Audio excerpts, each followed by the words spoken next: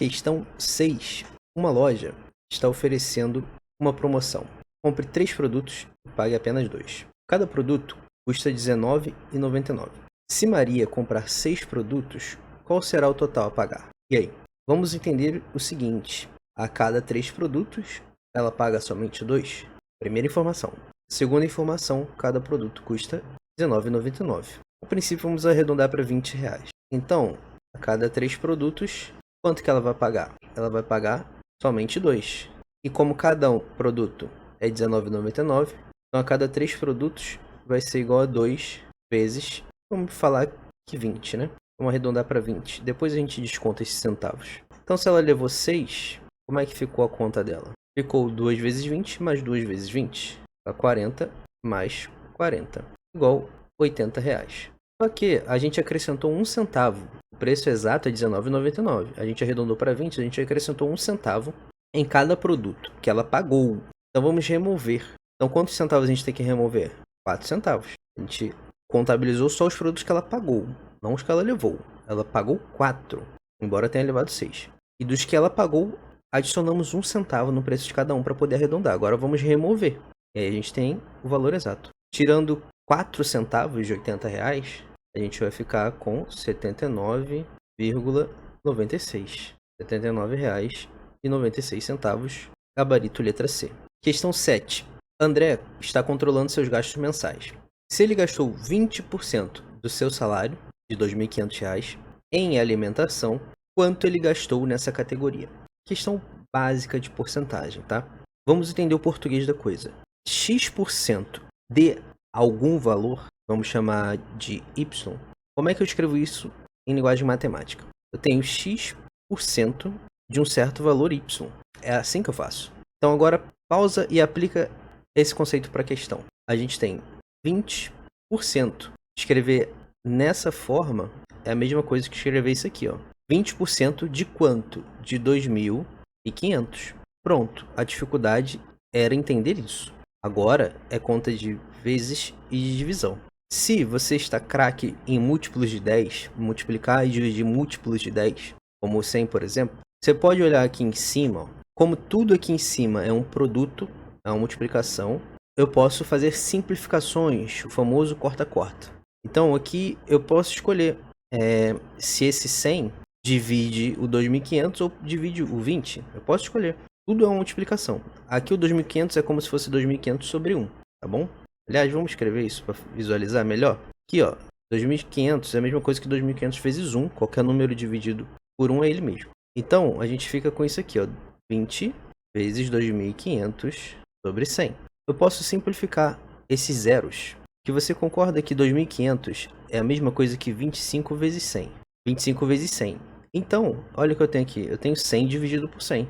Ora, uma coisa dividido por ela mesma dá 1. 5 sobre 5 dá 1. 1 milhão sobre 1 milhão dá 1. X sobre X dá 1. Para X diferente de 0, né? Então a gente pode simplificar. É daqui, desse entendimento, que vem o corta-corta. A gente poderia, desde o início, ter cortado aqui, ó, esses 2 zeros, por exemplo. E ficado com a nossa conta sendo 20 vezes 25. E que foi de fato que ficou aqui. Esse é o porquê do corta-corta. Mais precisamente para o caso de múltiplos de 10. Então, ó, vou fazer a mesma lógica para cá para facilitar as contas de cabeça. 20 é a mesma coisa que 2 vezes 10. E eu estou fazendo 20 vezes 25. Então é a mesma coisa que fazer 2 vezes 10 vezes 25. Aí agora eu escolho a ordem que eu quero fazer. 2 vezes 25 é 50. Mais fácil de fazer. E aí 50 multiplicado por 10 é só acrescentar um zero, né? Fica 500. E o que essa conta eu estava buscando com essa conta?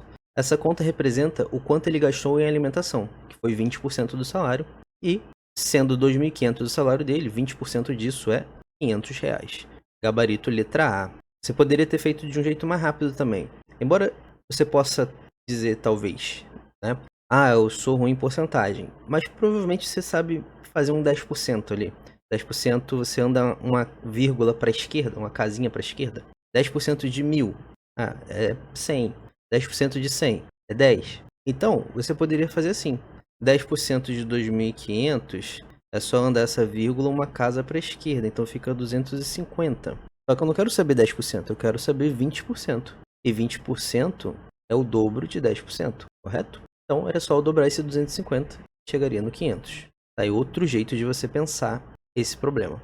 Mas, via de regra, entenda isso. Porcentagem é muito útil você lembrar que porcentagem é uma fração de denominador 100. E isso ajuda a esclarecer muita coisa. A partir daí, você saber mexer com frações. E pode mexer à vontade, elas não vão te morder. Questão 8. Olha só, um enunciado muito parecido com a questão que a gente resolveu anteriormente. Aqui, a gente já começa a perceber padrões de como a banca cobra um determinado assunto. Por isso, a importância de estudar prioritariamente as questões da banca da sua prova. Depois que você termina de fazer as questões relevantes aos assuntos cobrados na sua prova, com base em questões da banca que vai aplicar a sua prova, aí faz sentido você ampliar para as outras bancas a sua preparação. Uma loja de produtos de higiene está com uma promoção. Compre 3 itens e pague apenas 2. Cada item custa R$ 5,99. Se Marcos comprar 9 itens, qual será o total a pagar? Vamos desenhar, fica mais fácil. Então, a cada 3 itens, ele paga 2. Então, 3 itens, paga 2. Mais 3 itens, paga 2. Ele levou 9, né? Então, aqui eu tenho 9 itens. Só que, quando eu estou falando do valor que eu tenho que pagar, eu me preocupo só com os que eu vou pagar. Que são 6. Então, eu vou pagar 6 produtos. 6 itens. E quanto custa cada item? R$ 5,99. Vamos arredondar para R$ 6 e, no final, a gente faz aquele desconto, né? Então, 6 vezes 6 é igual a R$ 36. Só que a gente adicionou 1 centavo em cada item para poder arredondar. Agora a gente vai remover para ficar com a conta exata. Removendo esses 6 centavos, né? Foi 1 centavo por item e foram 6 itens que foram pagos. Logo fica 36 menos 6 centavos. R$ 35,94. Gabarito letra C. Questão 9. Assinale a alternativa que apresenta o 23º número par sucessor de 86. Mais um alerta.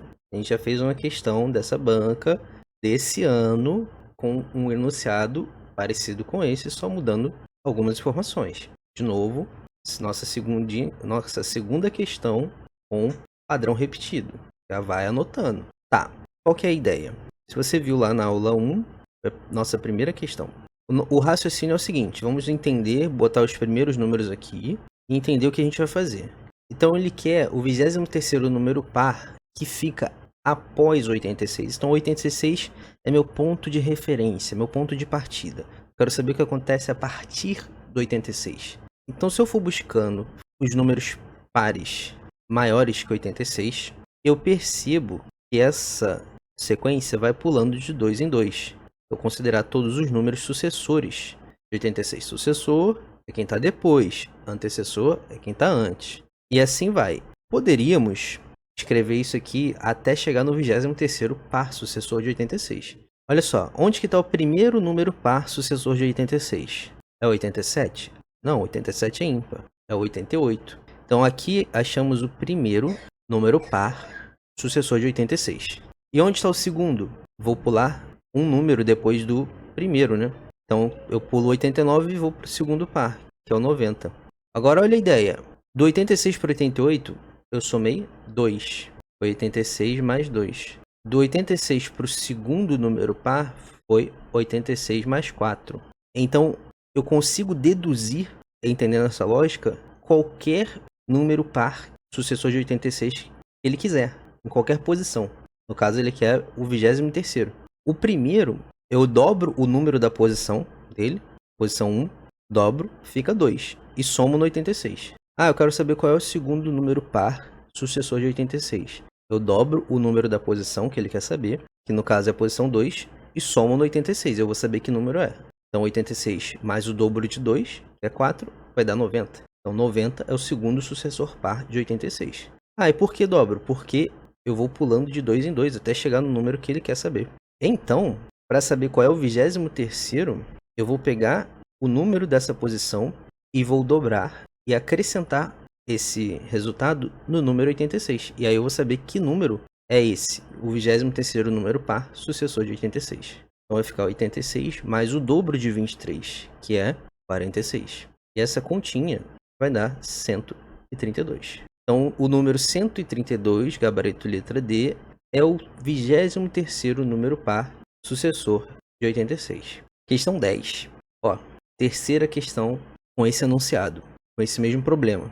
Assinale a alternativa que apresenta o 30º número ímpar antecessor de 777. Vamos entender os primeiros termos dessa sequência. Começa no 777, aí vai caindo. Eu quero saber o antecessor, então vou construir uma sequência regressiva. 776, 775, 774, 773 e aqui já tá bom. A gente vai aplicar a mesma lógica que aplicou para as outras duas questões desse tipo. Quem é minha referência? É o 777. O que eu quero saber? O 30º ímpar antecessor do 777. Ou seja, contando a partir do 777, voltando, onde está o 30º número ímpar? Fazendo essa regressão. Onde que está o primeiro número ímpar? É o 775. Perceba que é de 2 em 2. Então, eu vou aplicar aquele macetinho de dobrar o número da posição do número que eu estou querendo chegar. E aí eu vou somar esse dobro, esse valor que eu encontro fazendo essa regrinha, ou vou diminuir. Depende, como eu estou querendo achar o antecessor, ou seja, um número que é menor que o 777, eu vou subtraindo. Se eu quisesse achar o sucessor, eu iria somar. Na questão anterior, a gente somou porque estávamos buscando o sucessor. É um número maior que o número que é a referência. Aqui é o contrário. A gente está buscando um número que é menor que a referência. 777 menos 2 vezes a posição 1. A gente vai achar o primeiro ímpar. Já que a gente está começando de número ímpar, se a gente for diminuindo de 2 em 2, a gente sempre vai achar ímpares.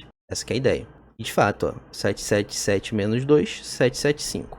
Para o segundo número ímpar, é 777 menos o dobro da posição do segundo ímpar. A posição dele é a posição 2. O dobro de 2 é 4. Isso vai ficar 773. Então, vou fazer a mesma lógica para o 30º número ímpar. O 30º número ímpar vai ser o 777 menos 2 vezes o 30, menos 60. 717. Gabarito letra B.